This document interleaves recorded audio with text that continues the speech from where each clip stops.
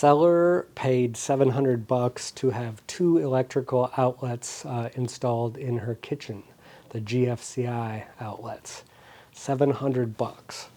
That job should run $150 to $250 with a decent local electrician.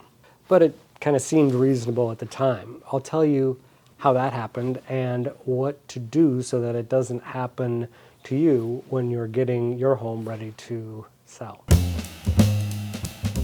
So here's a new development. Private equity firms have been buying up local home service companies, plumbers, electricians, HVAC contractors especially. The name on the truck stays exactly the same. The phone number stays the same, but the ownership changes and the pricing, and in many cases, the ethics change big time. These firms aren't in business to fix your outlets, they're in business to generate a return. And that means higher prices, a preference for replacing something over repairing it, and a talent for finding additional work that apparently just can't wait.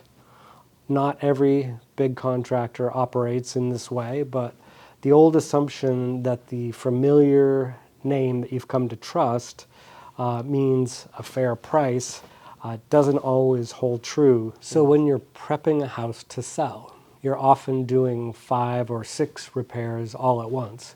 Every one of those is an opportunity to overpay, or to keep that money in your pocket or to apply it to something better. So how do you protect yourself?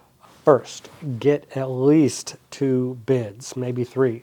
I know it feels like just an extra step when you're already juggling all this other stuff, but a couple of extra calls can save you hundreds on a single job. Second, spend 30 seconds looking up what the work should cost. Search online, cost to install GFCI outlet in Tacoma, Washington.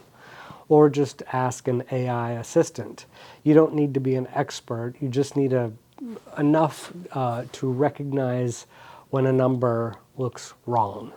Third, verify the license, and you can go to the website on screen and look them up before anyone sets foot in your house.